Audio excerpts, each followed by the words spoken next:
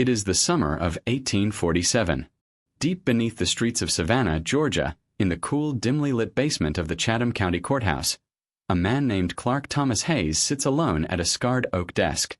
He is 38 years old, a clerk who has spent nearly 2 decades recording the ordinary paperwork of a society founded on human bondage.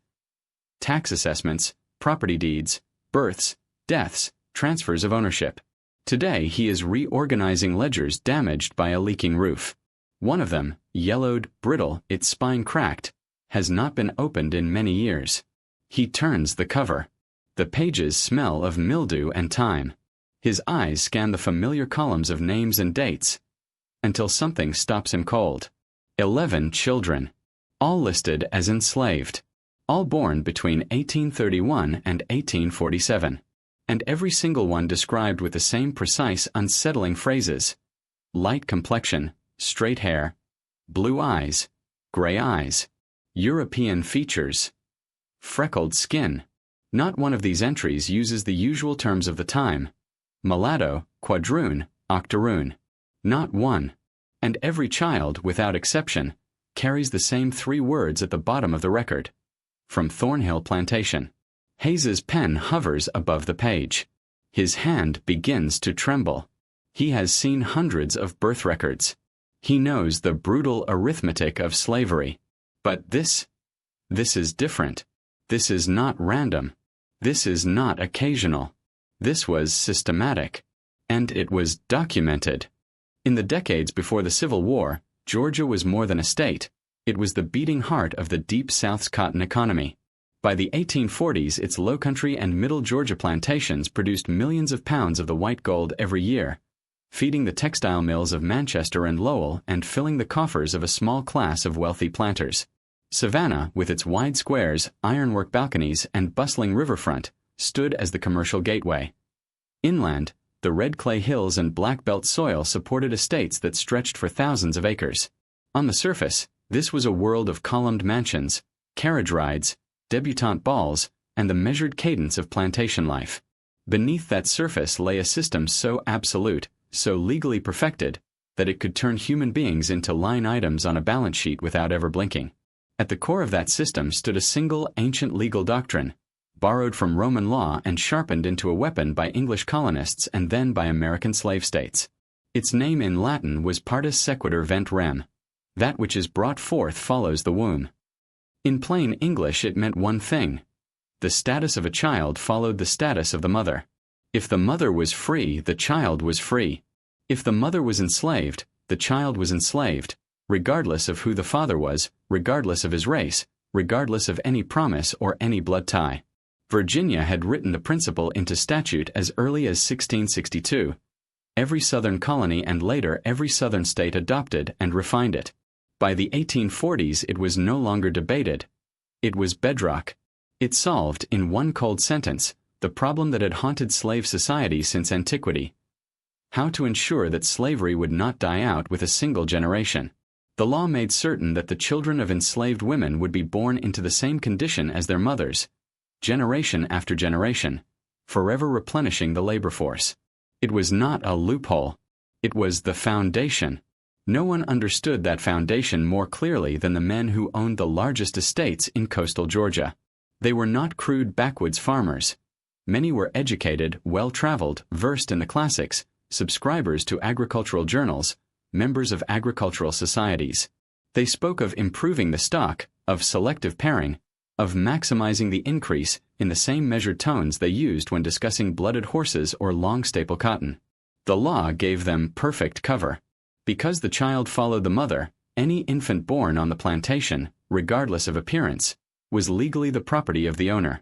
No court would ask questions. No neighbor would dare interfere. The system was self-protecting, self-reinforcing, and, most important, immensely profitable. One of the most admired estates in Chatham County was Thornhill Plantation. 15 miles south of Savannah, bordered by the Ogeechee River on one side and thick pine woods on the other, it encompassed 1,800 acres of prime cotton land. The main house, built in 1805 by Edmund Marlowe's grandfather, was a monument to taste and wealth.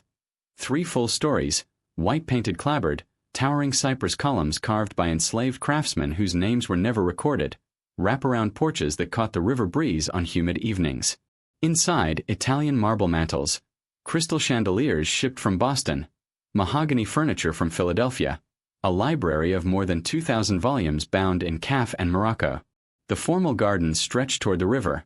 Rose bushes, magnolias, boxwood hedges clipped into geometric perfection, a French fountain bubbling in the center of a gravel walk. Guests invited to Thornhill spoke of its elegance for years afterward. Planters envied its yields. Ladies envied its hostess's silver service. From the public road, passing carriages slowed to admire the view. Yet Thornhill was more than a showplace. Behind the gardens, invisible from the house and shielded by a dense screen of live oaks draped in Spanish moss, lay the quarters, long rows of wooden cabins with dirt floors, no glass in the windows, roofs that leaked in heavy rains. Beyond the quarters, set apart even from those, stood a smaller building that few white visitors ever saw and fewer still spoke about. A simple cottage, built in the late 1790s, roughly 30 by 20 feet, divided into 4 small rooms. Its windows had shutters that could be barred from the outside. Its doors carried heavy bolts. Among those who lived and worked on the place, it was called different things in hushed voices. The special quarters, the breeding house, sometimes simply the place no one talked about. Edmund Marlowe, in his private papers, referred to it as the controlled quarters. Whatever name it carried, its purpose was singular and unchanging. For half a century, young women between 15 and 25 had been selected from the field gangs and moved into that cottage. They were chosen for health, for strength, for clear eyes and good teeth, criteria that mirrored the language used to appraise livestock at county fairs. Once inside, they received better rations, fresh meat, vegetables from the cottage garden, occasional milk. Their tasks were lighter: spinning, sewing, mending, work that could be done while confined. A midwife visited regularly. The plantation physician made examinations. And Edmund Marlowe came on a predictable schedule. When a pregnancy was confirmed, the visits ceased. The woman was monitored through the term, given extra food, excused from labor in the final months. After the birth, the infant was inspected. If the child showed the expected African features, mother and baby might be returned to the general quarters. If the child emerged pale-skinned, with straight or light hair, with eyes that were blue or gray or green, with features the ledgers would later call entirely Caucasian in appearance, the baby was taken to the main house within hours or days. A wet nurse was assigned. The child was fed, clothed, kept separate from its mother. And within 6 to 18 months, sometimes sooner, the infant was carried to Savannah or another distant market and sold. Always sold young. Always to plantations in other counties or other states. Always with papers that showed clean title, undisputed ownership, legal transfer. The mother remained behind, recovering in the cottage until she was deemed fit to return to the quarters, or until she was selected again. This was not a secret whispered in shadows. It was an operation. Documented. Accounted for. Entered into ledgers alongside bales of cotton and hogsheads of rice. And because of partus sequitur vent rem, every child born in that cottage was, from the first breath, the legal property of Edmund Marlowe. The law asked no questions about paternity. The law required no explanation for why so many infants from one estate looked so unlike their mothers. The law simply said, the child follows the womb. So here is the question that Clark Hayes could not shake as he stared at those trembling entries in the summer of 1847, and that any honest reader of the surviving records must eventually confront. What if the most consistent, most predictable, most financially rewarding crop produced at Thornhill Plantation was not cotton at all, but light-skinned children? What if the columns of figures that made the Marlowe family wealthy across 3 generations were not only bales picked and ginned, but infants carried to auction, infants whose very appearance commanded premium prices because they could be marketed as domestic servants, houseworkers, carriage drivers, roles that darker-skinned people were rarely trusted to fill? What if the grand house, the gardens, the imported chandeliers were supported not just by field labor, but by a quiet, systematic traffic in human beings who looked European enough to blur every boundary the society claimed to hold sacred? The ledgers do not flinch. They record the births. They record the sales. They record the losses when infants died before they could be sold. And they never once apologize. That is where the story begins. Not in rumor. Not in abolitionist pamphlets smuggled from the North. But in the courthouse basement, in the handwriting of a clerk who never intended to become a witness, staring at a pattern so consistent it could only be deliberate. And the documents that prove it still exist. Clark Thomas Hayes had never set out to become a keeper of dangerous secrets. He was born in 1809 in a small town near Augusta, the son of a failed merchant who drank more than he sold.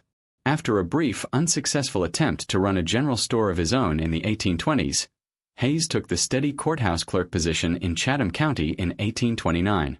The pay was modest but reliable. The work was repetitive: births, deaths, property transfers, tax assessments, bills of sale, but it suited his temperament. He liked order. He liked patterns. Over nearly 2 decades he developed a personal filing system that no one else in the office fully understood. Cross-references by plantation name, by owner, by year, by type of transaction. It allowed him to trace the movement of enslaved people across the county with unusual precision. Most clerks simply filed chronologically and forgot. Hayes remembered. In July 1847, the roof of the courthouse basement leaked during a heavy storm. Several bound volumes were soaked along the edges. Pages stuck together, ink smeared. Hayes was assigned to salvage what he could. He worked alone in the low-ceilinged room, lit by a single oil lamp, the air thick with mildew and summer humidity. He pulled the Thornhill Plantation records to check against a recent tax dispute. The ledger was heavy, its leather cover cracked, the pages brittle from years of neglect. He opened it carefully. The first entry that caught his eye was dated 1831. A female child born to an enslaved woman named Hannah. The notation read, "Light-kinneyed, unusual features, sold at 6 months to a planter in McIntosh County." Hayes turned the page. 1833. Male child born to Patience, pale complexion, straight hair, blue eyes, sold at 8 months to an estate in Glynn County. 1835. Female child born to Rebecca, white-skinned, European features, sold at 1 year to Liberty County. The pattern continued, 1837, 1839, 1841, roughly every 18 to 24 months, like clockwork. Each child described in almost identical language. Light complexion, straight or light hair, blue or gray eyes, freckled skin, features entirely Caucasian in appearance. Not mulatto. Not quadroon. Not the gradations most records use to indicate mixed ancestry. These descriptions were specific, insistent, as though the recorder had been instructed to be precise. Hayes laid the pages out side by side across the wide pine table. He counted 11 clear cases between 1831 and 1847. 11 children born on Thornhill Plantation, each separated from the mother within the first year, each sent to a different county, sometimes a different state. The sales were always distant, never local, never to a neighboring planter who might recognize the mother or ask questions. The documentation was flawless. Mother's name, owner's signature, bill of sale, county clerk stamp. Everything legal. Everything in order. He sat back in the hard wooden chair, the lamp flickering across the spread pages. His pulse quickened. He had recorded hundreds of births over the years. He had seen the full spectrum of what slavery produced. Children of field unions, children of house servants and visiting guests, children whose skin tones reflected every possible mixture. Those cases were noted casually. Mulatto, bright, yellow, musty. But these 11 entries were different. They were uniform. They were impossible given the mother's documented descriptions. Dark-skinned, field laborers, African features. And they were profitable. The sale prices, when recorded, were higher than average for infants of that age. Hayes closed the ledger slowly. He returned every page to its exact place. He told no one, not his supervisor, not the judge who owned 3 plantations himself, not the sheriff who had recently purchased 2 young people from Thornhill. In Georgia in 1847, curiosity about certain matters could end a career. Or worse. That night, in the small clapboard house he rented on the edge of town, Hayes could not sleep. He sat at his kitchen table with a single candle and opened a blank ledger he kept for personal notes, expenses, weather, occasional thoughts. He began to copy the Thornhill entries from memory. Dates. Names of mothers. descriptions of the children, sale destinations. He wrote in small, careful script, as though even the act of writing felt dangerous. He told himself this was simply good record-keeping, thoroughness, professional habit. But deep down he knew he was doing something else. He was preserving what he had seen so that, if the day ever came, he could prove it had not been a dream. Over the following weeks he returned to the courthouse basement whenever the office was quiet. He cross-referenced other ledgers, tax rolls, estate inventories, private sales recorded outside the public auction system. He found 6 more cases.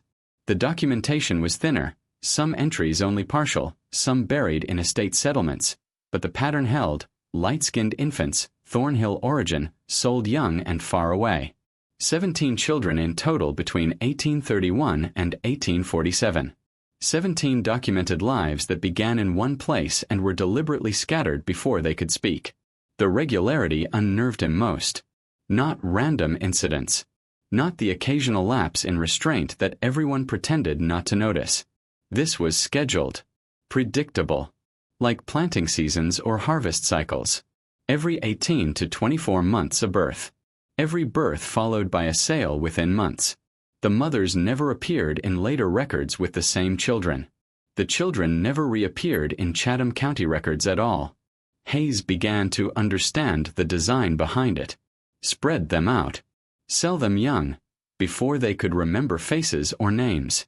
Send them to distant places where no one would connect the pale child in a household to a dark-skinned woman 15 miles south of Savannah. Each case became isolated.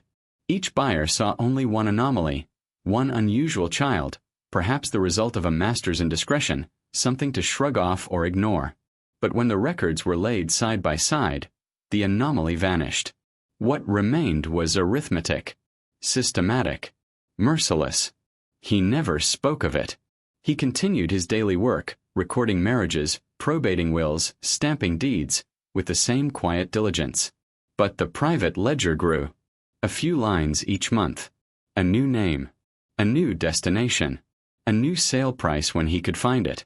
He locked the little book in a drawer beneath his bed, beneath a folded quilt his mother had made years before.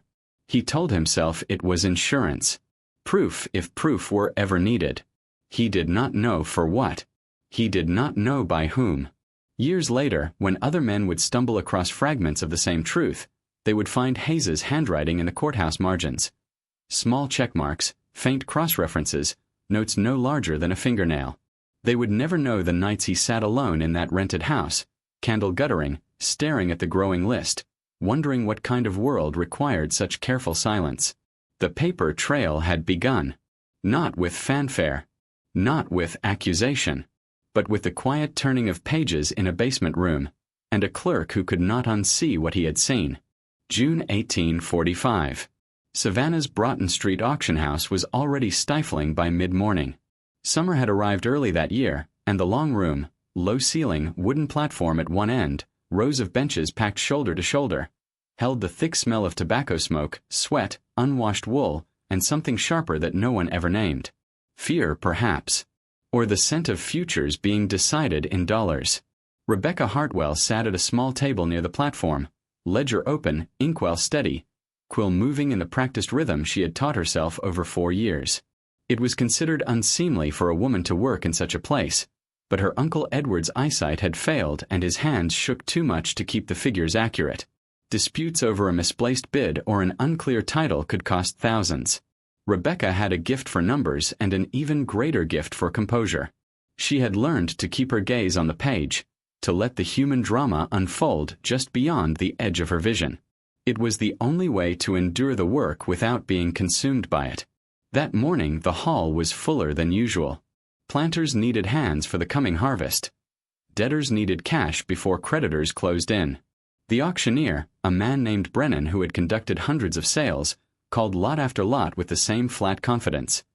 Field hands, carpenters, cooks, children old enough to carry water or sweep yards. Rebecca's pen moved steadily.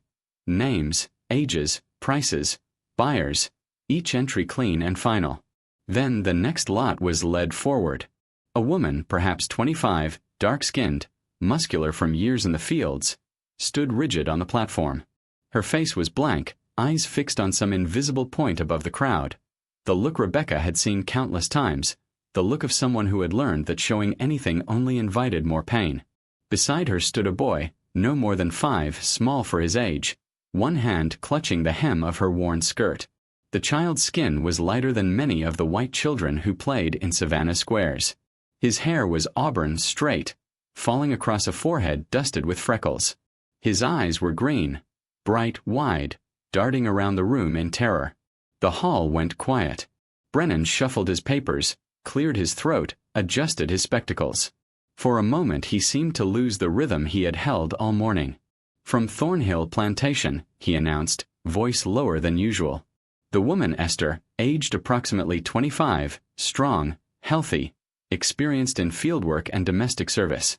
The child, Thomas, aged 5 years, sound of body, good temperament. Sold as a lot or separately if preferred. Starting bid. A voice cut through from the back. Tall planter, weathered face, suspicious eyes. "Where's his father?" Brennan hesitated. "Not listed in the documentation, sir. As is common in such cases." "Common?" The man's voice rose. "Look at that child, Brennan. Look at his mother. You telling me that's a natural combination?" Murmurs rippled outward. Several planters stood and moved closer to the platform, examining the pair with the detached curiosity they would use on a horse or a mule. The boy pressed himself tighter against his mother's leg. His green eyes grew wider. Brennan straightened. "The documentation is complete and legal, gentlemen. The child was born enslaved, properly registered with Chatham County. The mother's ownership is undisputed. Both are legal property of Thornhill Plantation, consigned here for sale by Mr. Edmund Marlowe. I have all the papers in order." "But who's the father?" Another voice called. "That boy looks white as chalk. Someone here knows something about Thornhill Plantation. We don't." The question hung in the humid air, heavy and dangerous. Rebecca watched her Uncle Edward shift uncomfortably beside the platform. She saw Brennan's jaw tighten. His hand gripped the gavel a fraction too hard. "The father's identity is not germane to the sale," Brennan declared. "Under Georgia law, the status of a child follows the condition of the mother. Esther is enslaved. Therefore her child is enslaved regardless of paternity. That is the law, gentlemen. Shall we proceed with the bidding?" The tall planter at the back shook his head in disgust and walked out. Several others followed. Those who remained bid cautiously, as though the child's appearance made them complicit in something they preferred not to acknowledge. The pair sold for $400. Less than Brennan had expected, less than similar lots had fetched that morning. After the crowd dispersed, after the buyer from Burke County had led them away, Rebecca approached her uncle in his small office behind the hall. He was already drinking whiskey, though it was barely noon, staring at nothing. "Uncle Edward," she said quietly, "that child, how is it possible?" He looked at her with tired, bloodshot eyes. "You're a clever girl, Rebecca. I think you can imagine how it's possible. But surely that's illegal. Surely there's some law." "There's no law." He laughed once, a short, bitter sound. "There are laws about assault, about violence. But between a master and his property? The law sees no crime there. The law says he can do whatever he wishes with his property, and any children born are simply more property. It's perfectly legal, Rebecca. That's the horror of it." Rebecca felt something cold settle deep in her stomach. Has this happened before? Children like that from Thornhill? Edward took another swallow. "This is the 4th time in the 3 years you've been helping here. There were others before that, when I ran the place alone. Always from Thornhill. Always the same story. Light-looking children sold with no mention of the father. Documentation all in order. Everything legal and proper." "4 times," she whispered. "For that I've seen personally. Could be more that went through other houses in Savannah. Could be some sold privately, never reaching public auction at all. The Marlowes are careful. They separate the children from their mothers after a few years. Send them to different counties, different states. Makes it harder to track a pattern." "Why would they do that?" His expression darkened. Because someone at Thornhill doesn't want anyone asking questions. Because if all those children appeared together, if people saw them at once, even in Georgia, someone might be bothered enough to make trouble. Spread them out. Sell them young before they can talk. Send them far away. The pattern disappears. Each child becomes an isolated case. An affair, maybe. Something people shrug off and forget. Rebecca thought of the boy's green eyes, the way he had clung to his mother's skirt as they were led from the platform. She thought of how he would grow up, not knowing his father, not knowing the full truth of where he came from, carrying that appearance like a mark no one would ever fully explain. "What will happen to him?" she asked. Edward finished his glass and poured another. The same thing that happens to all enslaved children. He'll work. He'll grow up not knowing. Maybe he'll survive to see freedom someday. Maybe not. But he'll never have a normal life. Born into slavery looking like that, with a history no one wants to examine too closely. Rebecca returned to her desk. She opened the small ledger she kept separate from the official books, her private record, begun quietly months earlier. She made a careful entry. June 1845. Mother Esther. Child Thomas, aged 5, pale skin, green eyes, auburn hair. From Thornhill Plantation.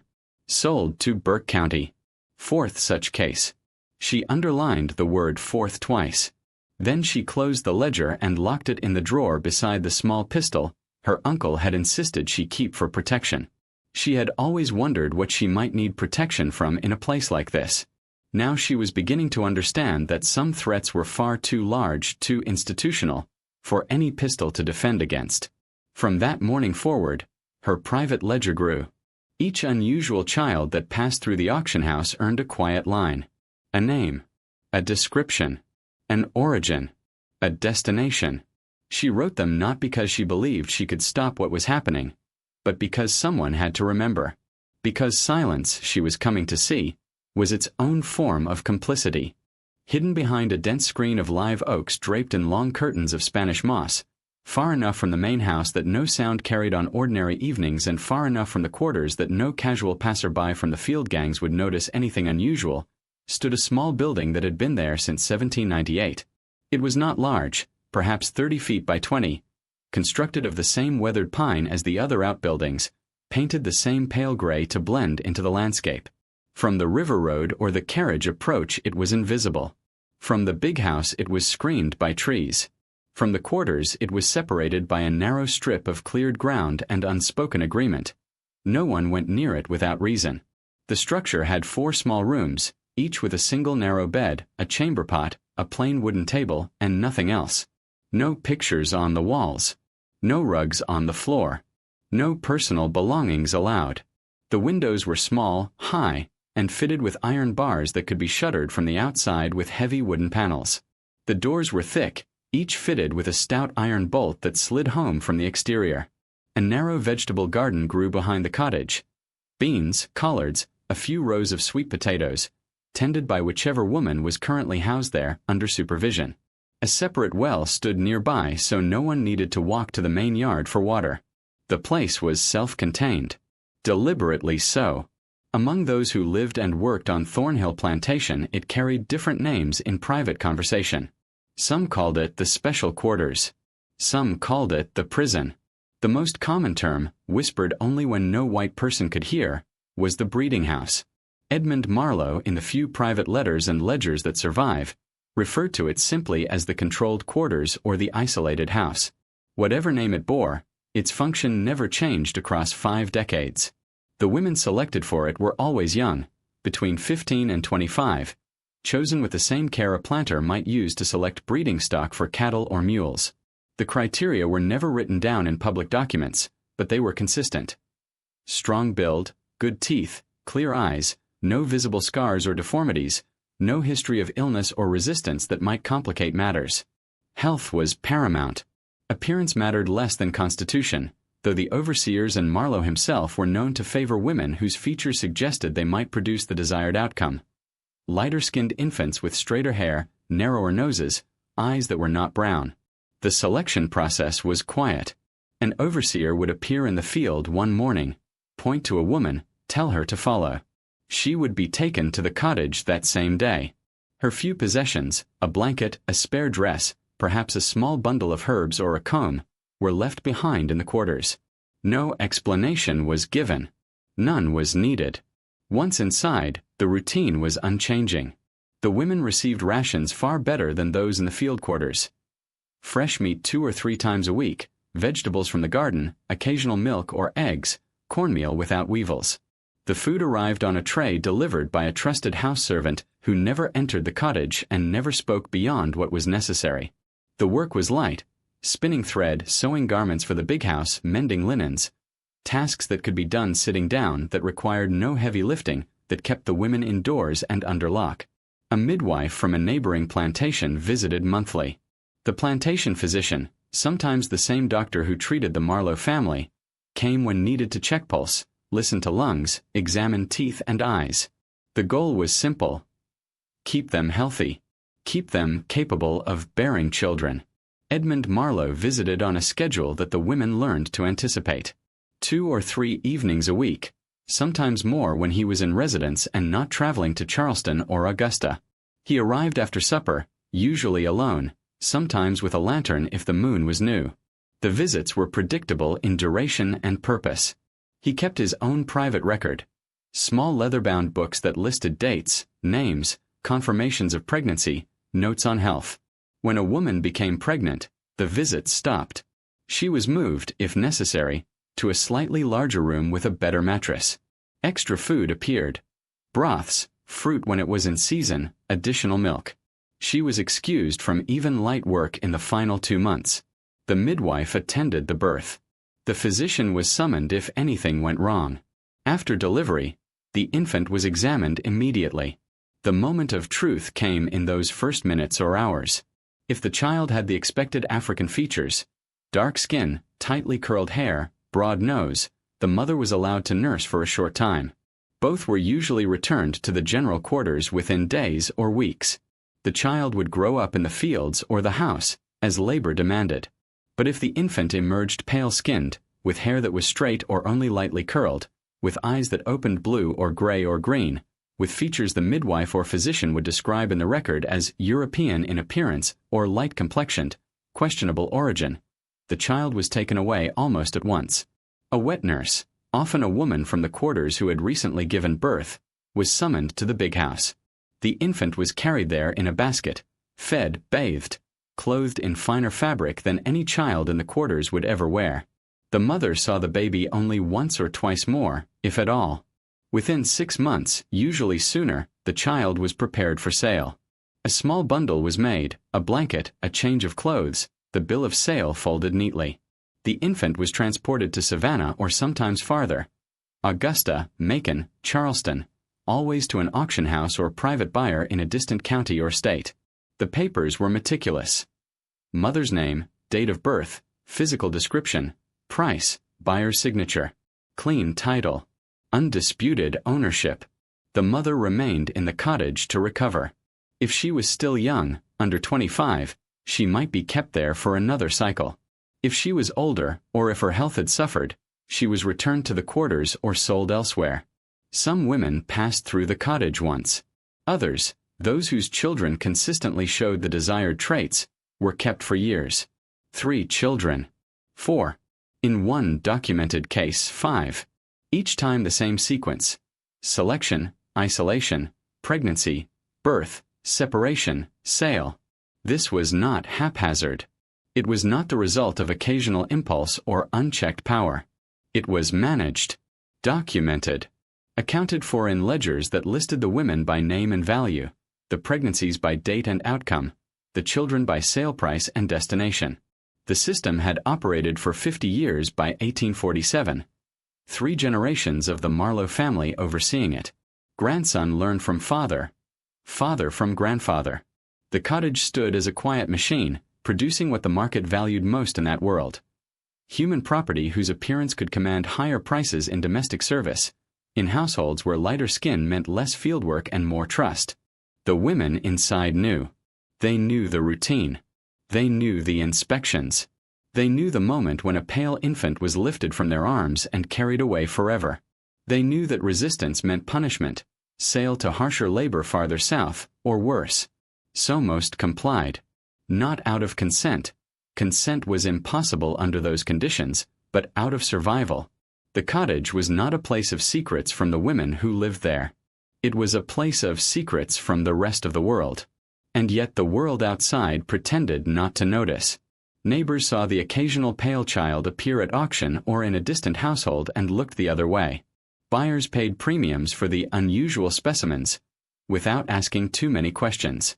The law asked nothing at all. Partus sequitur vent rem protected every step. The child followed the mother. The mother was property. Therefore the child was property. End of inquiry. The cottage stood for 50 years. It produced dozens, perhaps hundreds, of children whose lives were reduced to entries in ledgers. And it did so in silence, behind live oaks and locked doors, while the big house hosted dinners, while the gardens bloomed, while Savannah society admired the Marlowe family's success. That silence held until the records began to speak. Daniel Prescott arrived at Thornhill Plantation in April 1842, 32 years old, carrying letters of recommendation from North Carolina and 7 years of experience managing cotton operations. He had answered an advertisement placed by Edmund Marlowe after the previous overseer left without notice in February. The salary was generous, $800 a year plus housing and provisions, and the plantation was well established, profitable, and efficiently run. Prescott saw it as a step up. Prove himself here, perhaps save enough to buy his own small place someday. He signed the contract, moved into the modest overseer's cottage near the gin house, and began learning the routines. For the first 3 weeks, everything proceeded as expected. He rode the fields at dawn, checked the hands' work, inspected the cotton rows for pests, reviewed the account books each evening. The enslaved workforce was disciplined. The yields looked strong. Marlowe was exacting but fair in their initial meetings. Clear instructions, no shouting, no unnecessary cruelty. Prescott felt he could succeed here. Then, one evening in early May, Marlowe summoned him to the main house. Prescott entered the study, a large room lined with bookshelves, a massive mahogany desk, a single oil lamp burning low. Marlowe sat behind the desk, calm, composed, a ledger open before him. "Mr. Prescott," Marlowe began, "you've done excellent work these past weeks. I'm pleased with your management. But there is an additional aspect of your responsibilities we need to discuss." He gestured for Prescott to sit. Prescott did, sensing a shift in the air. Marlowe opened a drawer and placed another ledger on the desk between them. Smaller, bound in dark leather, its pages filled with precise handwriting. "This plantation has certain special operations that require discretion," Marlowe said. "I need to know I can trust you to maintain that discretion." Prescott nodded slowly. "Of course, sir. Plantation business often involves sensitive matters." Marlowe's voice remained even, businesslike. "You are aware of the cottage beyond the gardens? The separate building with the fenced yard?" "I've seen it. I assumed it was storage, or perhaps quarters for domestic staff." "It serves a different purpose." Marlowe opened the ledger, revealing columns of entries. "Names, dates, notations. I maintain a selective breeding program on this estate. I identify females with desirable traits, health, strength, good constitution, and I keep them in controlled conditions to produce offspring of the highest quality." Prescott felt the room tilt slightly. He gripped the arms of the chair. "Many plantations practice selective pairing," Marlowe continued, as though discussing crop rotation, "encouraging matches between healthy workers to produce strong children. It is distasteful to some, but common enough. The children produced through this program often have unusual features. Light skin, European characteristics. These children command premium prices at auction when properly marketed. They are particularly valuable for domestic service, carriage driving, housework, roles where appearance matters." Prescott stared at the open ledger. The entries listed women's names, dates of confinement, confirmations of pregnancy, descriptions of infants at birth, sale dates and prices. "Sir," Prescott managed, "are you saying—" I am saying that part of your duties as overseer includes managing this aspect of the plantation's operations. You will ensure the women in the cottage are properly fed and cared for. You will coordinate with the midwife when births occur. You will arrange for the children to be transported to Savannah for sale when the time is appropriate. And you will maintain absolute discretion about all of it. Prescott's mouth went dry. He thought of the cottage he had passed each day. Quiet, shuttered, always locked. He thought of the occasional pale infants he had already glimpsed in passing, carried away quickly. He had assumed they were the result of private indiscretions, something the owner handled quietly. He had not imagined a system. Mr. Marlowe, he said carefully, with respect, what you're describing is good business, Marlowe interrupted sharply. Let me be very clear. What happens in that cottage is entirely legal. Any child born to an enslaved mother is enslaved regardless of paternity. That is Georgia law. I am breaking no statutes. I am simply maximizing the productivity of my property. The women are property. They have no legal standing to refuse anything I require of them. They are not harmed. They are fed well, housed better than the field workers, given light duties. Many would consider it a privilege.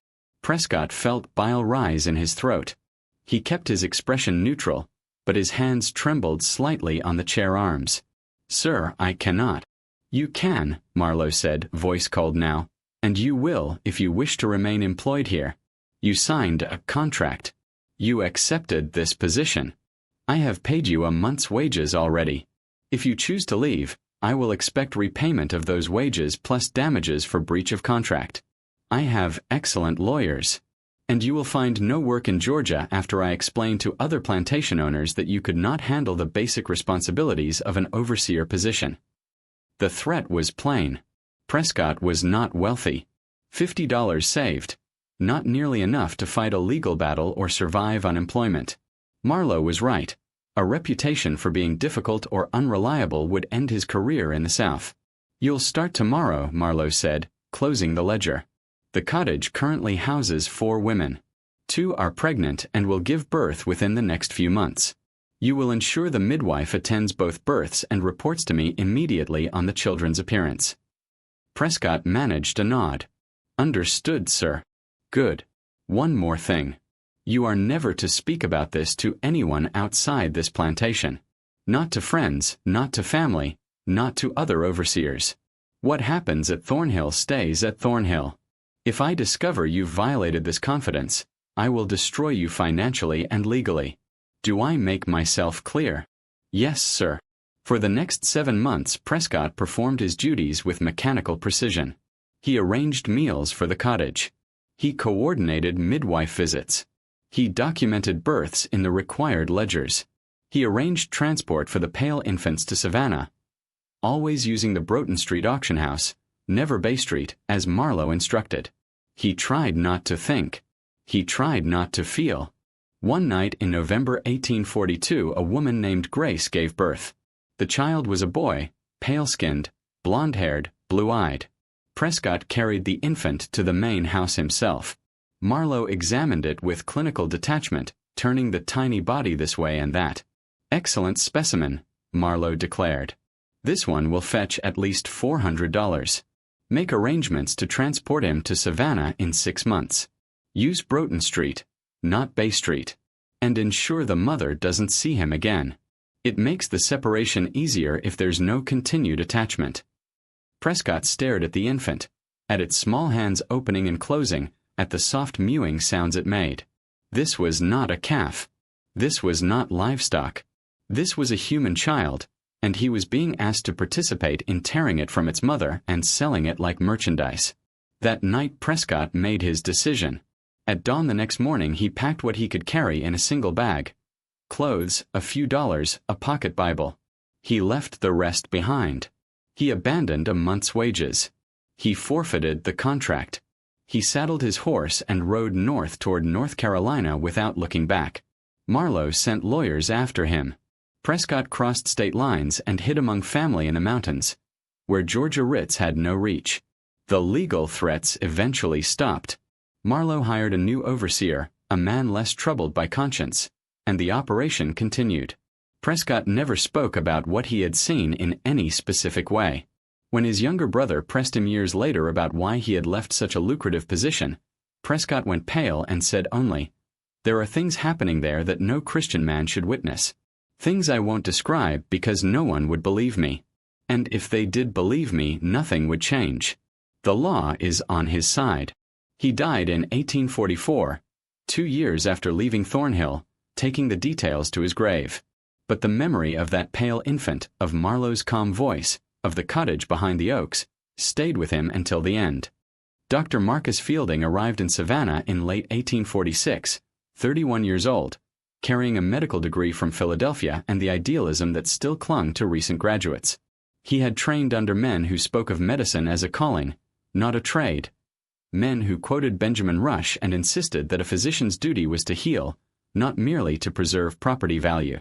His mentor had warned him, "In the South, Marcus, you will discover that your role is often less healer than maintenance man for valuable assets.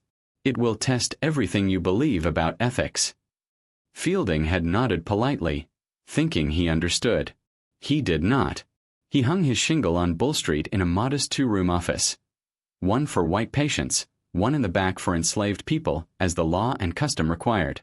The separation grated on him, but he complied. Within days the calls began. A planter needing a broken leg set on a field hand. A woman hemorrhaging after childbirth, the midwife unable to stop the bleeding. Children with fevers that had raged for days because no one had wanted to pay for a doctor earlier. Each case reinforced the same lesson.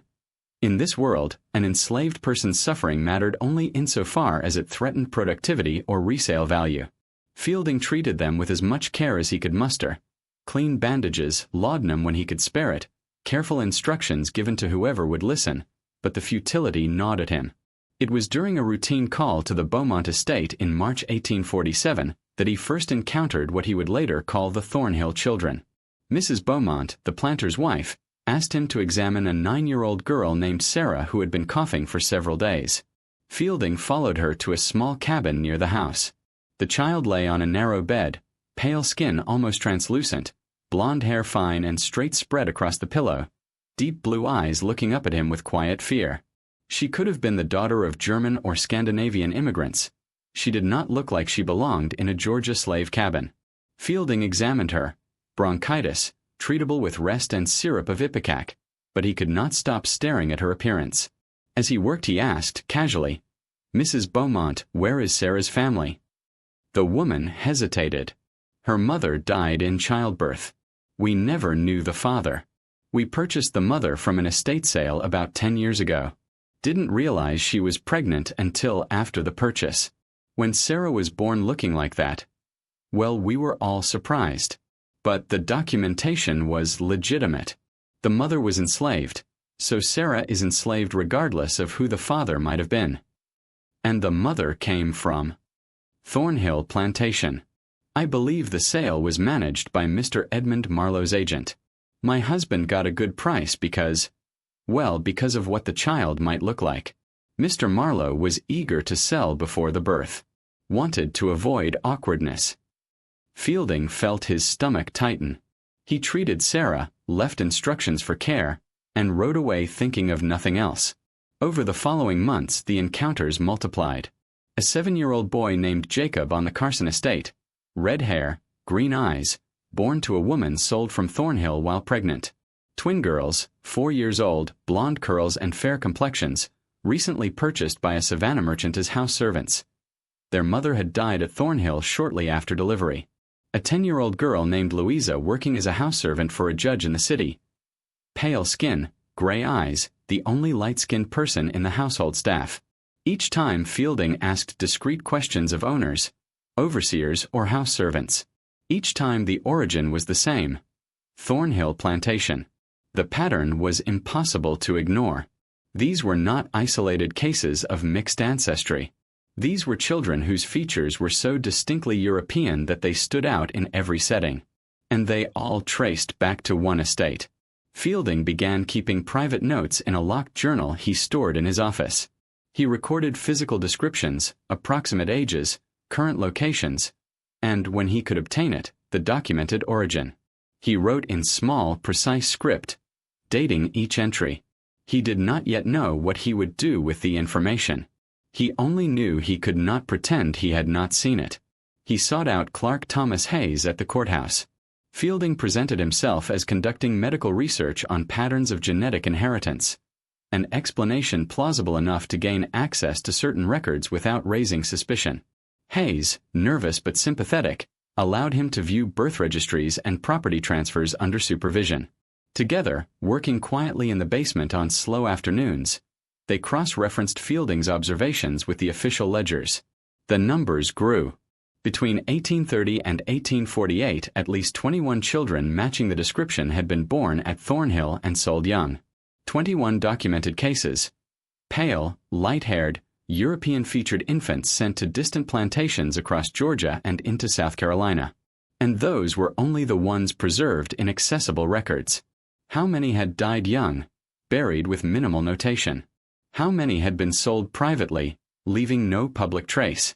The true count could easily be double. Fielding expanded his inquiries. He spoke carefully to other physicians who served plantations. He asked auctioneers about unusual lots. He listened to house servants who moved between estates. The pattern spread.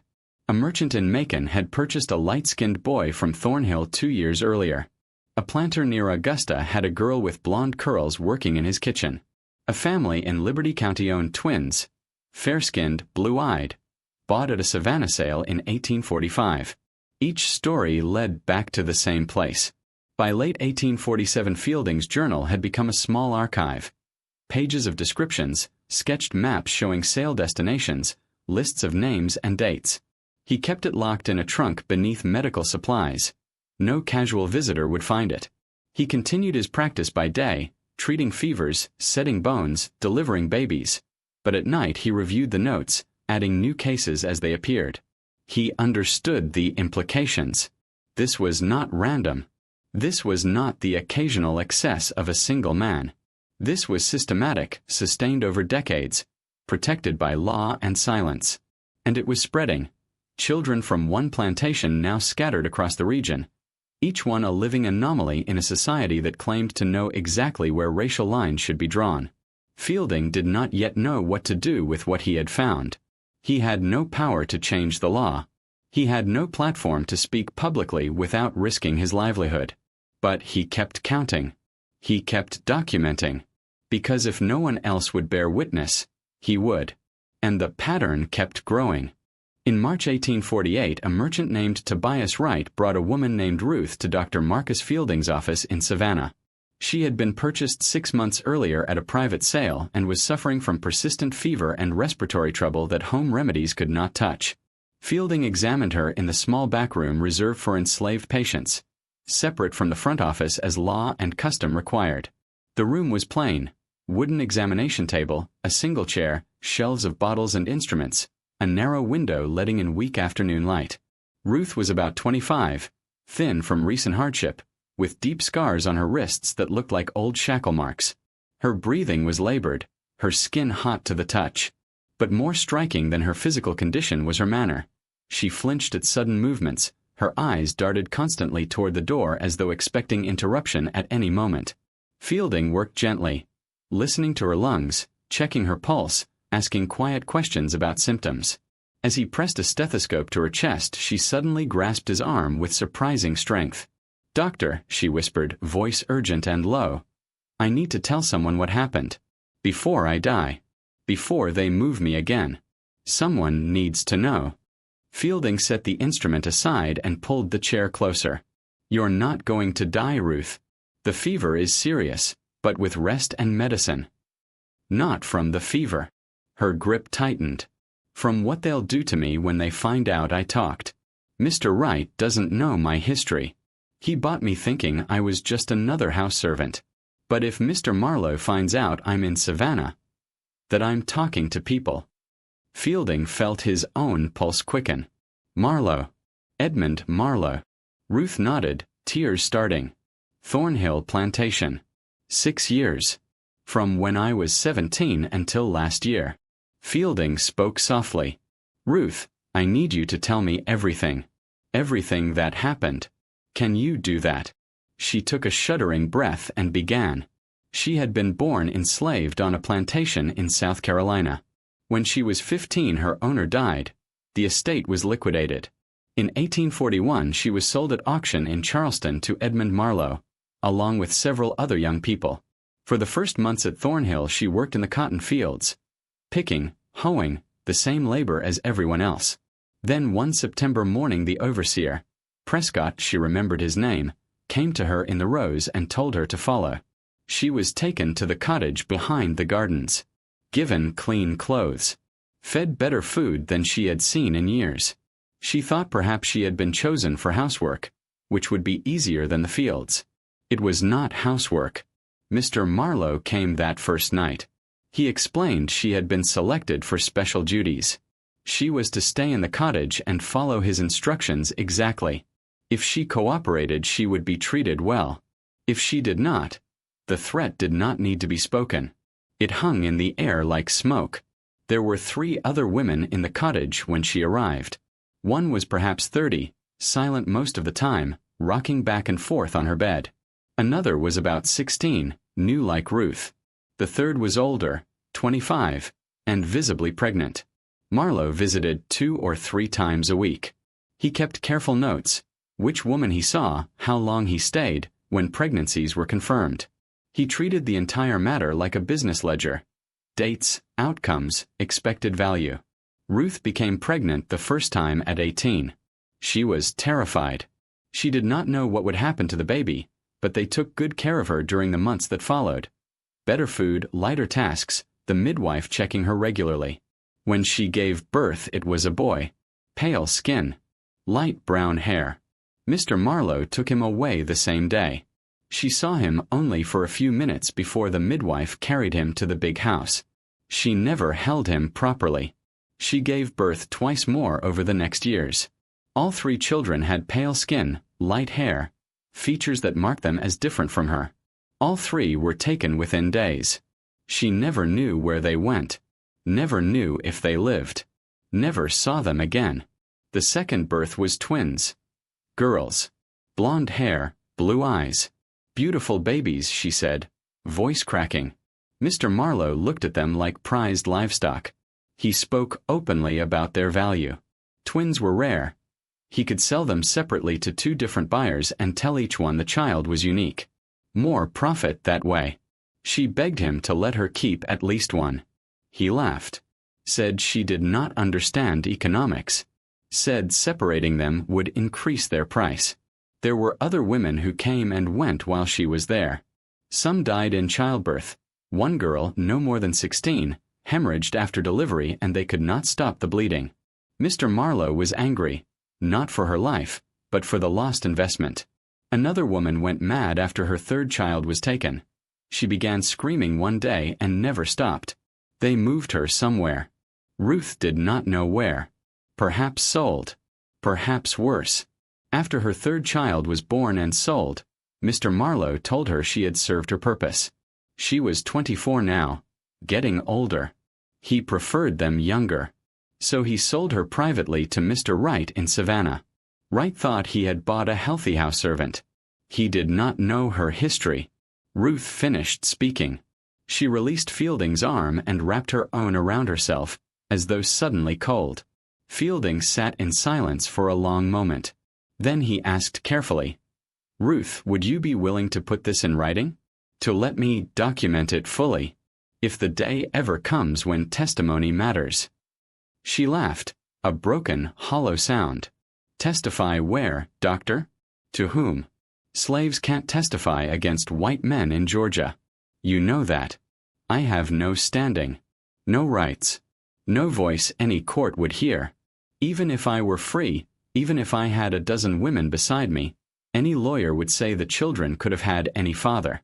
Prove it was Marlowe. Prove it wasn't some overseer.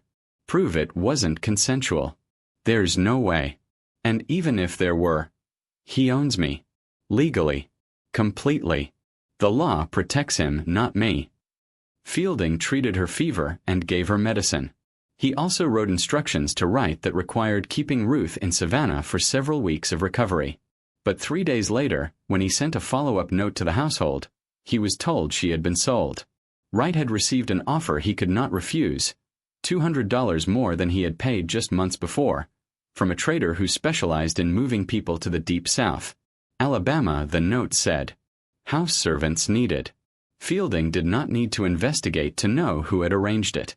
Marlowe had learned Ruth was in the city. He had learned she had seen a physician. He had acted swiftly to remove the threat. But Fielding had taken one precaution. During the examination, he had asked Ruth to repeat her entire story while he wrote it down. Every detail, every name, every date. He dated the pages. He signed them. He locked them in the trunk with the rest of his Thornhill research. It was not admissible testimony. It would not hold in any court. But it was a record. It was evidence that someone had listened. That someone had cared enough to preserve her words. Ruth was gone, carried west beyond reach, beyond any chance to speak again. But her story remained. Locked away. Waiting. Sarah Clemens was an anomaly in 1848 Georgia. A woman who read voraciously, wrote incisively, and refused to confine her mind to domestic concerns or parlor gossip. She published under her brother's name, Charles Clemens, because no newspaper in the state would run articles signed by a woman. The byline C. Clemens appeared regularly in the Georgia Sentinel and occasionally in other Southern papers, offering thoughtful commentary on politics, economics, agriculture, and social questions.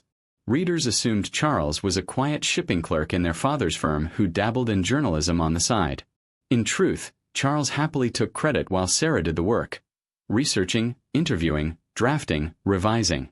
She had grown up in Savannah, the daughter of a merchant who believed daughters deserved the same education as sons.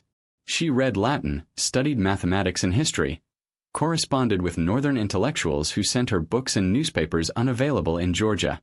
By 29, she had developed a writer's eye for detail and a journalist's instinct for what lay beneath official narratives.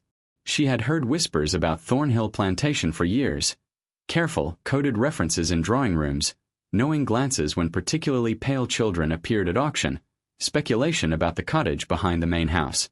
Whispers were not evidence. Rumors were not facts. Sarah had learned through painful experience that accusations without proof destroyed credibility faster than any rebuttal. She waited for something solid. In October 1848, Dr. Marcus Fielding contacted her through mutual acquaintances in Savannah's small circle of moderately progressive professionals. People troubled by slavery's worst excesses but not yet abolitionists. Fielding had asked discreetly for someone with the skills and courage to investigate properly. Several names were suggested. Sarah Clemens was the one that kept recurring, with the caution that she would need ironclad documentation before she would move. They met in a boarding house on West Broad Street, a plain room rented for the afternoon, discreet, unlikely to draw attention. Fielding arrived with a leather satchel heavy with papers. Sarah brought her notebook and the practiced neutrality she used when hearing difficult truths. He spread the documents across the table. Birth registries, auction records, death certificates, medical notes, Clark Hayes's courthouse notations, Ruth signed testimony, years of careful cross-referencing. Sarah read methodically, making notes, asking pointed questions, tracing lines between entries. It took nearly 3 hours. When she looked up, her face was pale, her voice low and controlled. "This is systematic," she said. "Not opportunistic abuse. Not scattered incidents.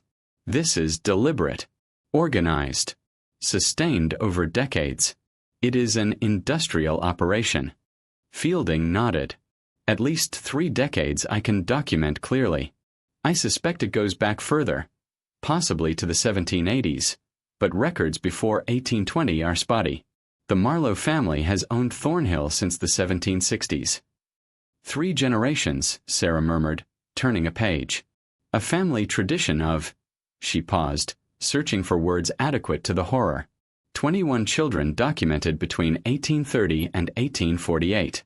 Sold as infants or toddlers. Always to distant plantations. Always separated from their mothers within months. The pattern is engineered to prevent anyone from seeing it whole. "Exactly," Fielding said. "Each buyer sees one unusual child. Assumes it is an isolated case, an affair perhaps, something not worth pursuing. But when you compile the records together, the pattern becomes undeniable. Sarah closed her notebook. Dr. Fielding, you understand I cannot publish this directly. Even under my brother's name, no editor in Georgia would run it. Edmund Marlowe could sue for libel. He could demand proof. And while your documentation is extensive, none of it would hold in court as evidence of what he has done. Ruth's testimony is inadmissible. She is enslaved. Even if she were free, even if we had a dozen women willing to speak, any defense would argue the children could have had any number of fathers. Prove it was Marlowe. Prove it was not consensual. Prove it was not some overseer or visitor. There is no way without his confession, and he will never confess. Fielding's voice rose slightly. So we do nothing. We have records of at least 21 children. We have testimony from a woman imprisoned for 6 years. We have statistical evidence that is mathematically impossible to explain any other way. And we do nothing. I did not say that. Sarah's tone was calm but firm. I said we cannot publish direct accusations. But there are other approaches. Subtle. Strategic. We document everything. We continue building the case. And we publish what we can publish. Statistical anomalies, questions about accountability in birth records, analysis of auction patterns. We make people aware that something strange is happening without making specific claims that can be legally challenged. That is not enough. It is what is possible. Sarah leaned forward. You are a good man, Dr. Fielding, and a brave researcher. But you must understand the world we are working in. This is Georgia in 1848. The entire legal, economic, and social system is built to protect slavery and the men who profit from it. Edmund Marlowe is wealthy, politically connected, a pillar of Savannah society. He has resources we cannot match. He has legal protections we cannot penetrate. And, most important, he is not actually breaking any law. Partus sequitur vent rem. The child follows the mother. It has been law since the 1660s. If a woman is enslaved, her children are enslaved regardless of paternity. That is not a loophole. That is the mechanism by which slavery reproduces itself. By that principle, Marlowe is simply managing his property. The law sees no crime. Fielding looked down at the scattered papers. The law is evil. Yes, Sarah said quietly. It is. And changing that law will require changing the entire system. It will happen eventually. I believe that. But it will not happen through one newspaper article exposing one plantation owner. It will require political transformation. Probably violence. Possibly war. The system is too entrenched, too profitable, too deeply woven into Southern life to reform peacefully. They sat in silence. Then Sarah gathered the papers, organizing them with care. So what do we do? Fielding asked. We document everything we can, she said. We keep meticulous records. We prepare for the day when this system falls, when testimony might matter, when justice might be possible. We find allies. Other physicians, other researchers, people in other states who might have influence. And we look for one thing, one piece of evidence that even the society cannot ignore. She paused. I do not know what that piece will be yet. But we keep looking. We keep researching. And we do not give up, even when it seems hopeless. Over the following months, Sarah and Fielding formed an unlikely partnership. Sarah had connections throughout Savannah society. Access to records, gossip, private correspondence that Fielding could not reach. Fielding had medical expertise and contact with enslaved patients who might provide fragments of testimony. Together they expanded the investigation beyond Thornhill, searching for similar patterns on other estates. In 1851, 3 years after their first meeting, Sarah published an article in the Georgia Sentinel under the byline C. Clemens. The title was deliberately dry, Statistical Irregularities in County Birth Records, a call for improved documentation. It presented itself as an academic discussion of record-keeping practices. It analyzed slave birth registries across Chatham, Liberty, and Glynn counties. It noted that certain plantations produced statistically improbable numbers of children with physical characteristics inconsistent with documented maternal lineage. It referenced partus sequitur vent rem and its implications for property law. It raised careful questions about accountability in documentation to prevent fraud in transfers. It never named Thornhill. It never accused Edmund Marlowe. It was, on the surface, a scholarly piece. Anyone reading closely, anyone familiar with the situation, understood exactly what was being documented. The article caused a brief scandal. 2 South Carolina papers republished it with approving notes on its rigor.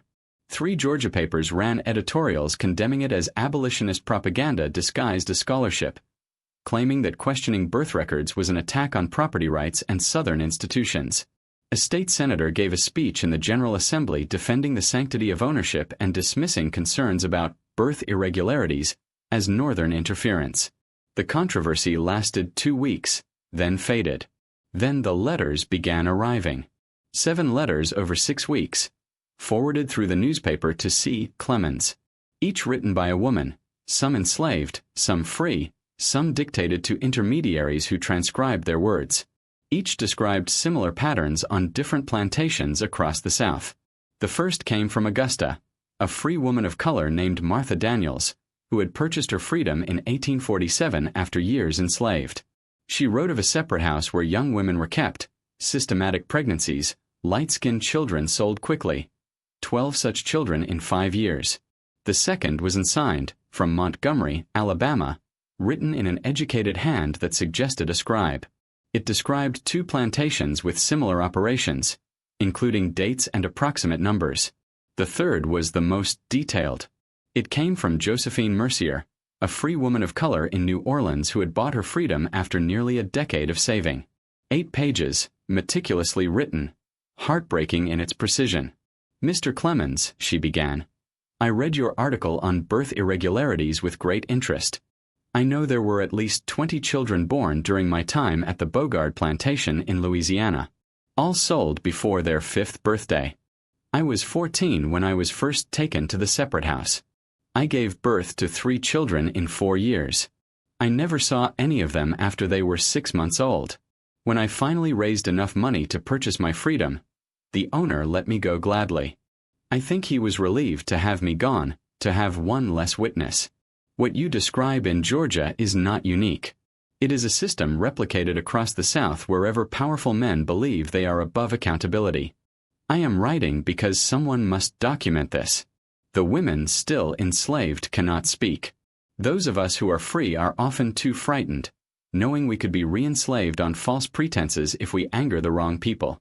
But someone must create a record, must preserve testimony, must ensure future generations know what happened, even if our generation lacks the power to stop it. I can provide names, dates, descriptions of at least 20 children I personally witnessed being born and sold. I can describe the house where we were kept, the conditions, the systematic nature of the operation. I can testify to everything, though I understand my testimony has no legal value. I do not know if documenting these crimes will change anything. But I know silence is complicity.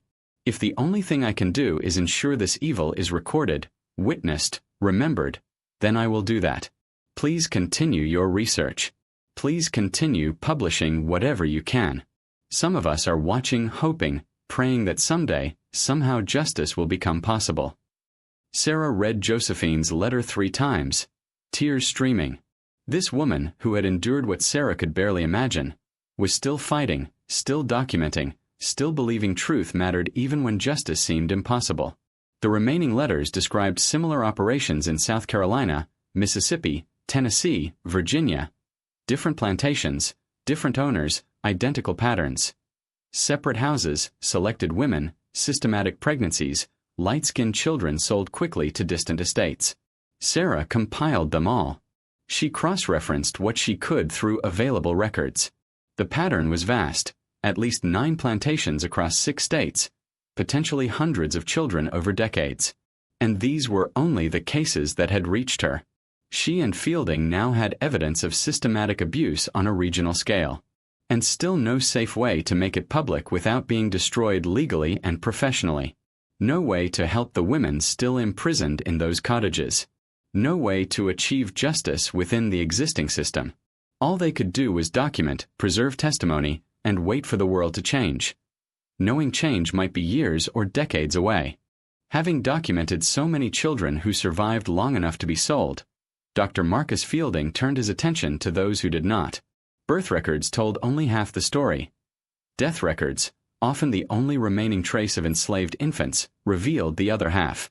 Plantation ledgers were required by law to note property losses, including deaths, but the entries were usually minimal. Infant, natural causes; female child, fever; boy aged 3 months, dysentery. No names. No family connections. No cause beyond the briefest phrase. Yet occasionally, especially in older or more meticulous records, a manager or clerk had added detail. Age in months rather than years, a physical description, a note on appearance. Fielding began requesting access to burial and mortality records under the guise of medical research into infant death rates across the region, a plausible cover that few questioned. He worked quietly, cross-referencing with the birth and sale entries he and Clark Hayes had already compiled. What he found was grim, but not surprising. At Thornhill Plantation alone, the surviving burial ledgers, some dating back to the 1780s, listed 22 infants and young children described with the same light-complexioned, European-featured traits that marked the sold children. Ages ranged from newborn to 4 years. Causes of death followed patterns familiar to any physician of the era. Respiratory infections, dysentery, summer fevers, complications from premature birth or poor nutrition in the earliest weeks. These were the ordinary hazards of infancy in the 19th century, when even wealthy white children died at alarming rates.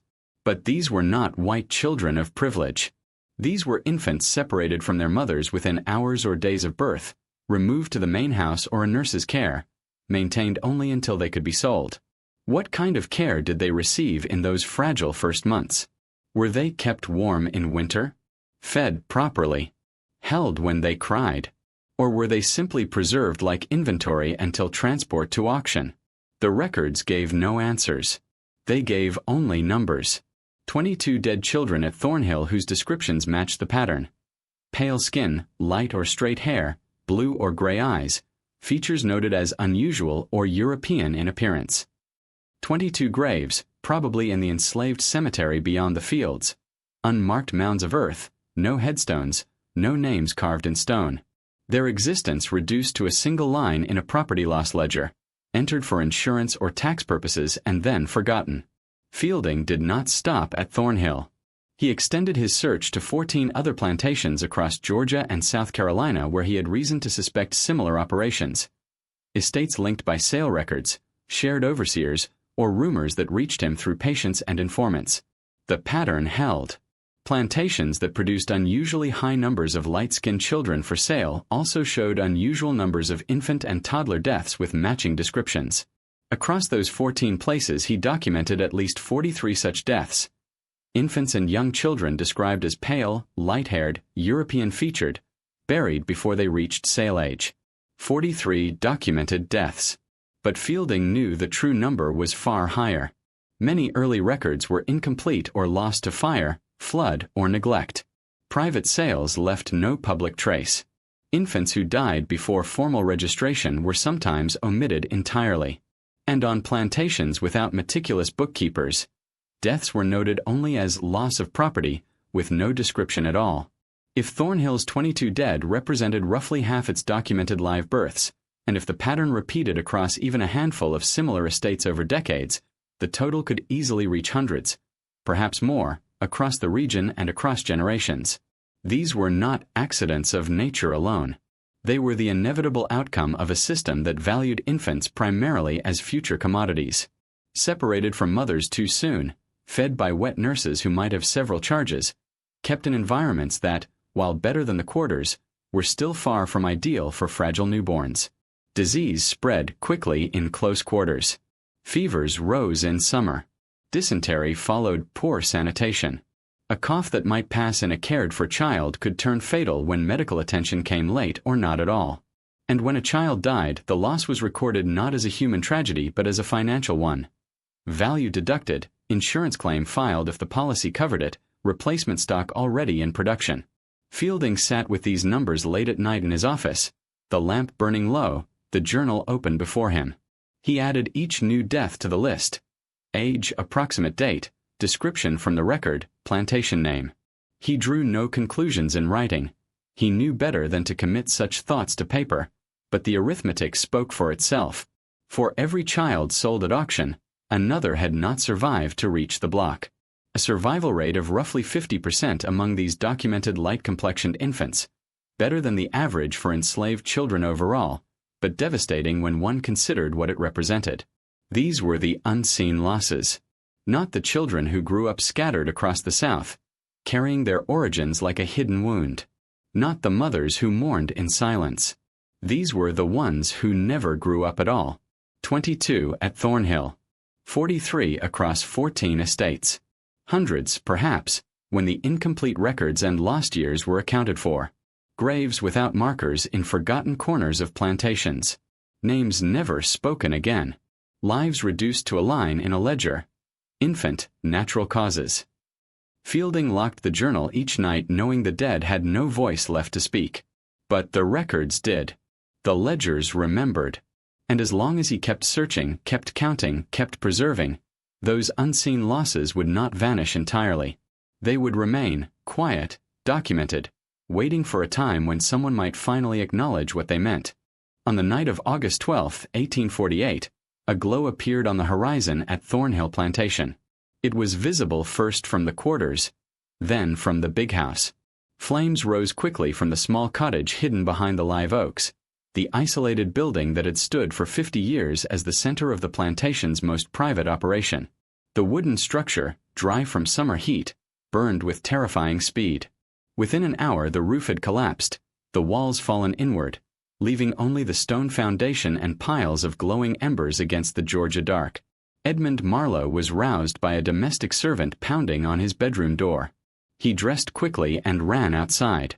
Enslaved workers had already formed a bucket line from the well, passing water in frantic rhythm, but the fire was too far advanced. The cottage was gone. No one could approach the ruins until dawn, when the ashes had cooled enough to search. For bodies were recovered, burned beyond recognition, identified only by their positions in what had been the 4 separate rooms. Their names were recorded in the official report filed with Chatham County. Hannah, aged approximately 22, Ruth, 25, Grace, 19, Mary, 28. Each had been housed in the cottage at the time of the fire. The sheriff's investigation was brief. Cause, accidental, likely an overturned lantern. No evidence of foul play. Regrettable loss of property. $2,100 for the 4 women, $500 for the structure. Insurance paid without dispute. No inquest was held. No one asked why 4 women had been unable to escape a fire visible from hundreds of yards away. No one questioned the iron bars still visible in the wreckage, or the heavy bolts that had fallen among the ashes, or why the bodies were found in their respective rooms rather than clustered near a door or window. The report noted only the financial loss and closed the matter. But among the enslaved community at Thornhill, and soon spreading quietly to neighboring plantations, rumors moved like water through hidden channels. Stories that never reached white ears in any official way, yet persisted for generations. The rumors said the fire had not been accidental. They said Hannah, 22, pregnant with her 4th child, had decided no more infants would be born into that nightmare to be taken and sold. She had been in the cottage 4 years. 3 children already taken from her arms. A 4th growing inside her. The rumor said she had found matches hidden among kitchen stores delivered to the cottage. She had told the other 3 women what she planned. They had agreed. Death was preferable to continuing. The stories claimed that when the fire started, the women did not scream. They did not pound on locked doors. They did not beg for help. They sat in their rooms and let the smoke take them, choosing their own ending rather than submitting to more years of systematic abuse. Hannah, the whispers said, had lit the blaze knowing she and the others would die, but determined to end the cycle. No more children for Marlowe to sell. No more mothers left behind to mourn. Fielding heard fragments of these rumors months later through patients, an enslaved woman he treated for pneumonia who had a cousin at Thornhill, who had heard from someone in the quarters that Hannah had seemed calm in the days before the fire, almost peaceful in a way she had not been for years. Sarah Clemens heard similar stories through her network of domestic workers and free people of color who carried information white society rarely heard. Neither could verify the rumors. No documents supported them. No survivor spoke publicly. The official record remained. Accidental fire, property loss, case closed. But the aftermath was unmistakable.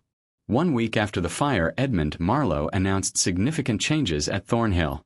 He was retiring from active management of the estate. He was growing older, approaching his mid-50s, and wished to spend more time in Charleston with his son's family. The plantation would be run by a hired overseer with strict instructions to operate it as a conventional cotton operation. The cottage would not be rebuilt. The special program was discontinued. To anyone watching carefully, it looked like retreat. The fire had killed 4 women and drawn more attention than Marlowe wanted. Perhaps the profit no longer outweighed the risk of scrutiny. Perhaps the loss had shaken even him. But it also looked like escape. A man who had overseen systematic abuse for decades, produced dozens of children sold as property, and now stepped away comfortably. Wealth intact, reputation unblemished, facing no consequences. No thorough investigation ever occurred. Fielding tried, approaching Sheriff Dixon with careful suggestions that the circumstances seemed suspicious. 4 women dead in separate rooms, unable to flee a building that should have been escapable. Dixon listened politely, then explained the obvious. These were enslaved women, property. The owner had suffered a significant financial loss, but no crime had been committed. Accidents happened. Fires occurred. The matter was closed. Fielding approached Judge Pembroke next, suggesting a formal inquest given the unusual facts. The judge smiled patronizingly. "Doctor, you are new to Georgia and perhaps do not fully grasp how we handle these matters. An inquest would serve no purpose. The women are dead. There is no one to prosecute even if there were evidence of crime. Mr. Marlowe has already suffered significant property loss. Let the matter rest." When Fielding pressed, the judge's voice hardened. "This is friendly advice. Edmund Marlowe is a powerful man with influential friends. Pursuing unfounded accusations against him would be very unwise for your career and your future here. Do you understand me?" Fielding understood. He backed away. He had no power, no authority, no recourse within the system. Pushing further would likely drive him out of Georgia, cost him his practice, or worse. Sarah Clemens tried similar inquiries through journalistic contacts. She met the same walls, refusals to discuss, threats of libel suits, doors that closed when Thornhill was mentioned. Marlowe's influence in Savannah society was absolute. Decades of connections, financial leverage through loans and business dealings, a reputation as a respectable planter and church donor. No one risked their position to investigate the deaths of 4 enslaved women the law considered mere property loss. The fire marked the end. The cottage was never rebuilt. The program quietly ceased. Marlowe retired to Charleston, remembered fondly as a successful man who had managed his estate well. The 4 women were buried in the enslaved cemetery, unmarked graves among hundreds of others, and largely forgotten by everyone except those who had known them and those who preserved their story in private records. But the rumors persisted. In the quarters, in whispered conversations carried from plantation to plantation, the story of Hannah and the others lived on, not as victims of an accident, but as women who made the only choice left to them. They could not escape. They could not testify. They could not seek justice. But they could refuse to continue. They could deny Marlowe any more children. They could choose their own death rather than submit to more abuse. If the rumors were true, then Hannah, Ruth, Grace, and Mary were braver than any of those who remained alive and complicit in the system. Their final act, if deliberate, left no monument, no marker, no official acknowledgement. Only ashes, silence, and a quiet end to 50 years of documented horror. The fire of August 1848 marked the end of the cottage at Thornhill Plantation, but it did not mark the end of silence. In the months that followed, the plantation returned to a surface normality. Cotton rows tended, accounts balanced, the big house still hosting occasional guests who admired its columns and gardens. Edmund Marlowe announced his retirement from active management. He cited age, nearing his mid-50s, and a desire to spend more time in Charleston with his son's family. A new overseer was hired with instructions to run the estate as a conventional cotton operation. No special quarters. No isolated program. The ruins of the cottage were cleared, the stone foundation left to weeds. On paper, the matter was resolved. Rebecca Hartwell, however, could no longer maintain the pretense. By 1854 she was 32, managing her late uncle's auction house on Broughton Street. The business remained profitable, respected, decades established. One afternoon she received a letter from a planter in Florida inquiring about upcoming sales. He wrote casually that he had heard Savannah auctions occasionally featured unusual specimens, light-skinned children from special breeding programs, ideal for domestic service rather than field labor. The letter treated the practice as a known market category, a commodity to be sought deliberately. Rebecca read it 3 times. Nausea rose with each reading. What she had witnessed, recorded, and quietly endured had become normalized commerce. The systematic rape and exploitation that produced these children was no longer a shameful secret. It was advertised subtly, facilitated by auction houses like hers. She sat at her uncle's old desk, now hers, and stared at the page. She had told herself for years that she was only keeping records, managing figures, staying professionally distant. That was a lie. Every entry she had written, every sale she had facilitated, made her complicit. She wrote back to the Florida planter. Her house did not specialize in such sales and could not assist. Then she closed the business entirely. Her family was horrified. The auction house had been profitable, a legacy. Why destroy it? Because I cannot be part of it anymore, she told them. I cannot maintain even the pretense of distance. What we facilitate is evil, and I am done. She sold the remaining assets, used the proceeds to buy passage north, and left Georgia for Philadelphia. She carried her private ledger, the one that documented 12 Thornhill children sold through her uncle's house between 1843 and 1854. Years later, when the Civil War began, she sent that ledger to Fielding in Savannah with a short note. I should have done more. We all should have done more. But at least we documented. At least someone will know. War came in 1861. Georgia seceded. Thornhill continued under hired overseers, producing cotton for the Confederate effort. The conflict felt distant at first, enthusiasm in Savannah, young men enlisting, life proceeding with strained normality. Then the Union blockade tightened. Cotton could not be exported. Prices collapsed. Food grew scarce. By 1864 Sherman's army marched through Georgia, burning plantations, destroying railroads, freeing enslaved people wherever they went.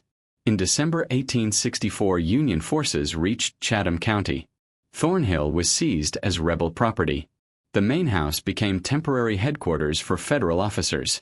Enslaved residents were declared free under military order, though the practical meaning of freedom remained uncertain amid chaos.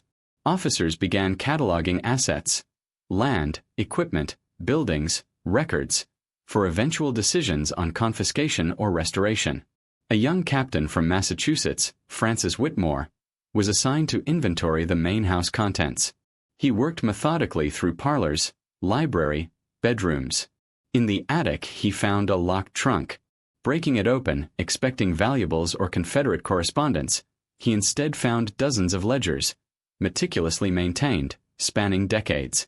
He read enough to understand what he held. Detailed records of the cottage operation. Names of women selected.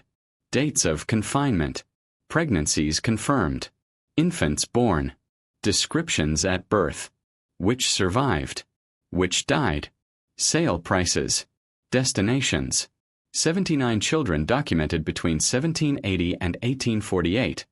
Births, sales, deaths, accounted like livestock breeding records. Whitmore made it through 3 pages before stepping outside to be sick.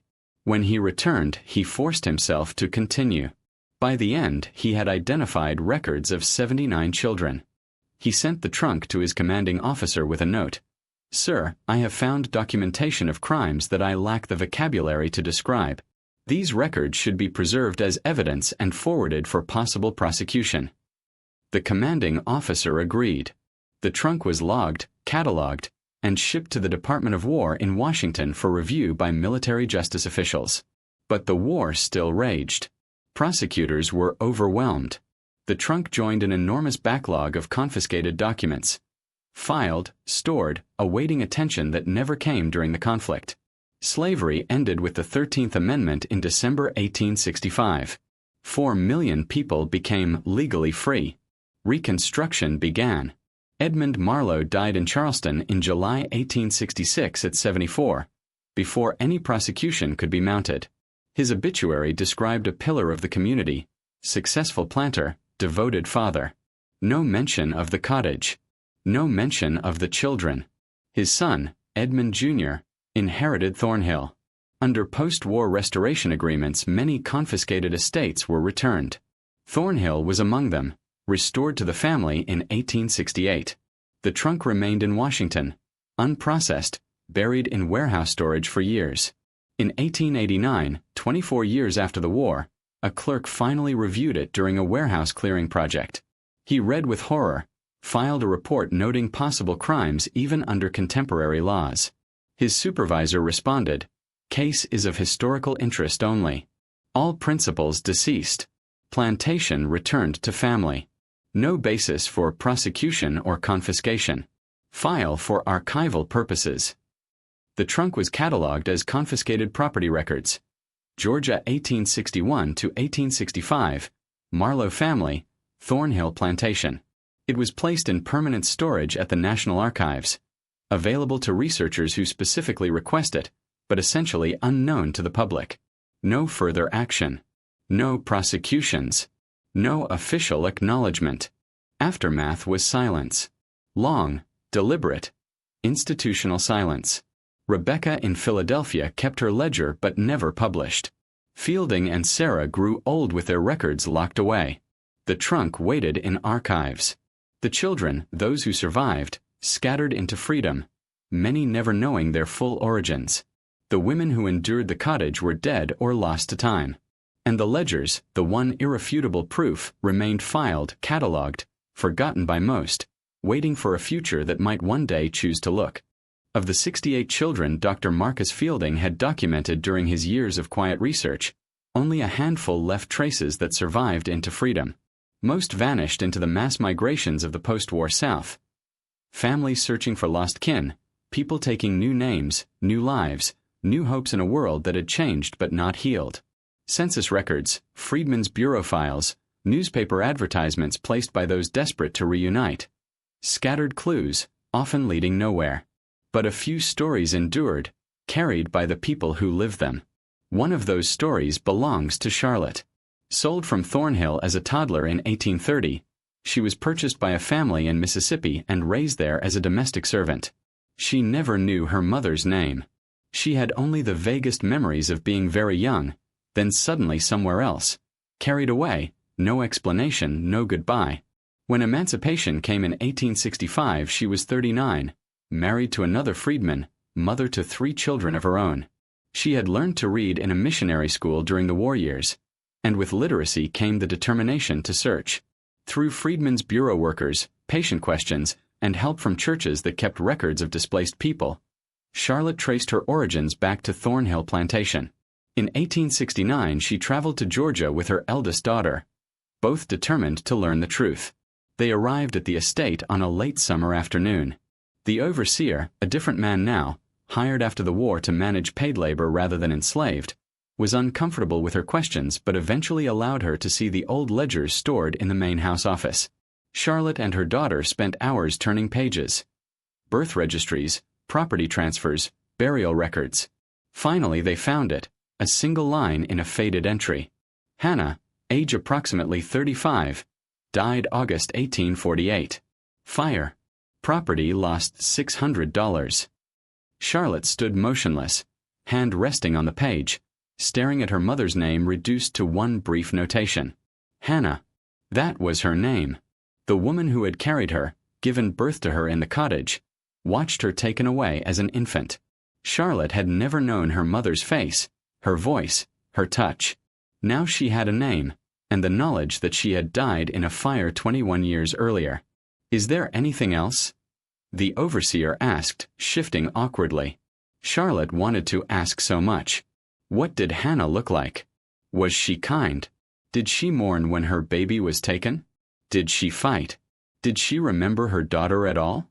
But the records held none of that. Her mother was a line in a ledger, a property loss, a death noted for insurance purposes. "The fire," Charlotte said quietly. "What happened?" The overseer shrugged. "Before my time. I heard there was a fire in one of the outbuildings. Some workers died. Accidental, I think. Do you know where she's buried? Enslaved Cemetery is out past the fields. No markers, but if she died in 1848, she'd be in that section. 20 years back. Probably." He gestured vaguely toward the east side of the property. Charlotte and her daughter walked to the cemetery. It was overgrown, neglected, a wide field of tall grass and wildflowers, faint depressions in the earth suggesting graves long unmarked. Approximately 300 people had been buried there over 8 decades of plantation life. No headstones. No names carved in stone. Deliberately anonymous, because enslaved lives were not considered worthy of permanent memory. Charlotte stood in the middle of the field, looking at the grass swaying in the breeze.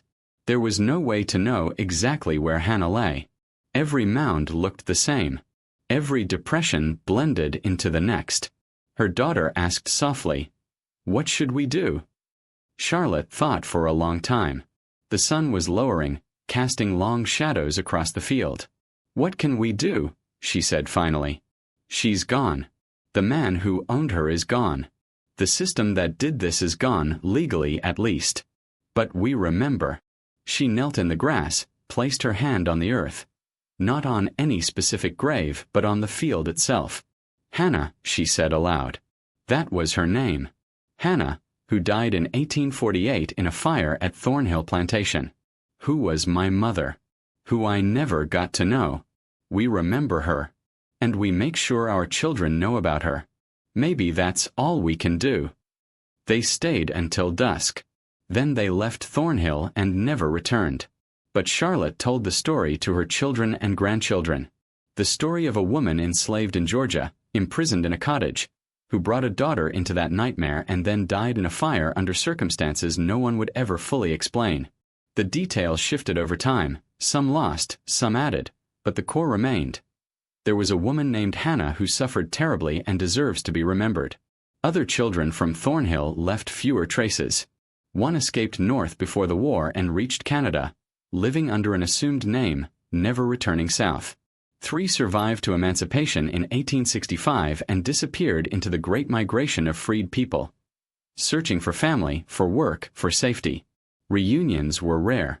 One woman, Margaret, found her mother in Augusta in 1869 after years of advertisements and rumors. 23 years separated them. They barely recognized each other. They stayed in contact until the mother's death in 1875, trying to bridge a chasm of lost decades. Most, though, never found their way back.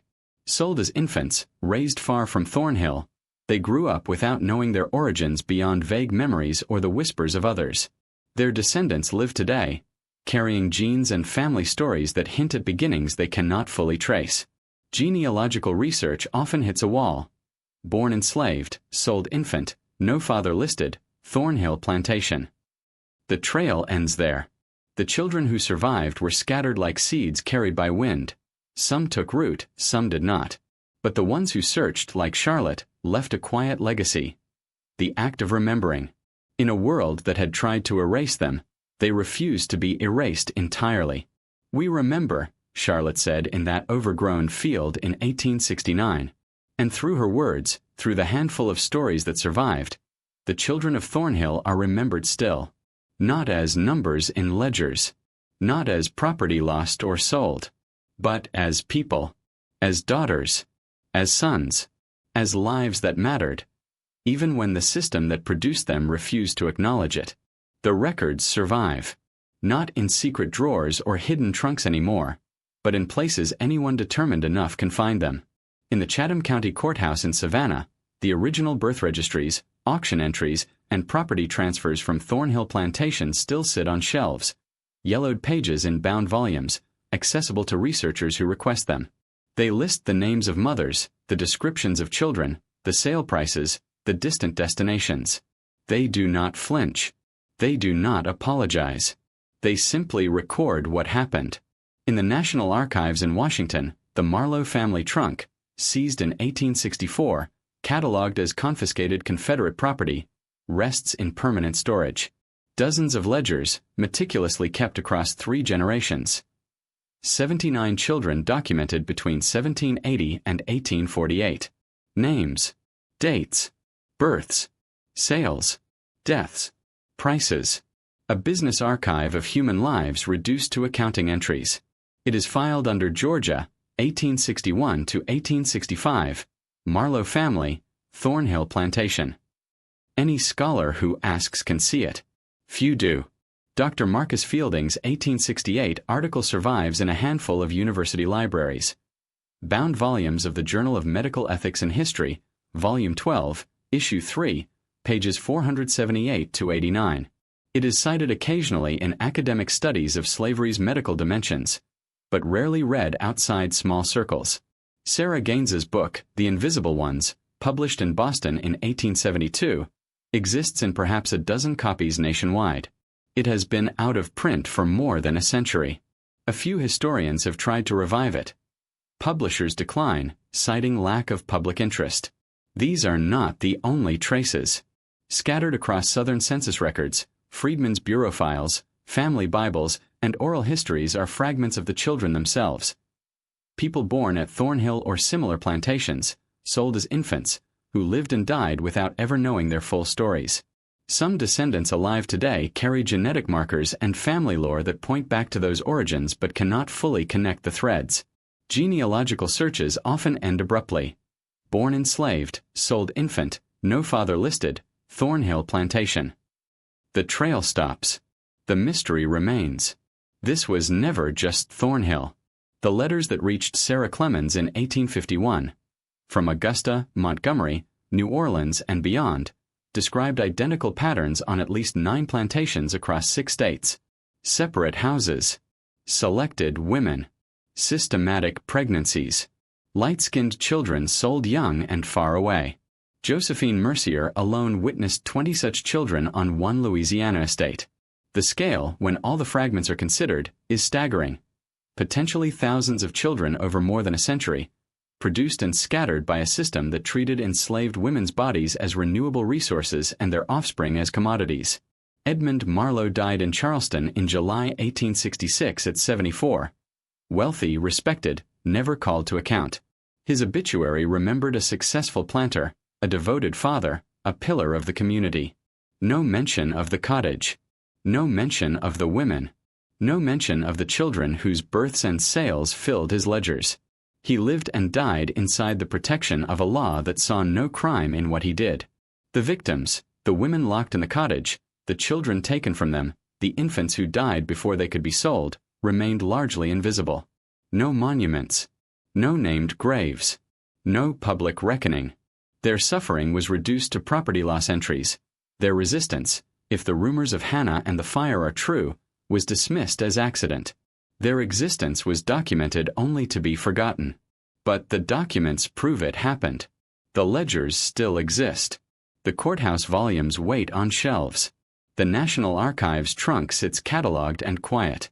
Fielding's journal, Sarah's book, Rebecca's private ledger, the letters from Josephine and the others, all preserved, all speaking if anyone chooses to listen. The truth is there. Not hidden. Not destroyed. Simply waiting.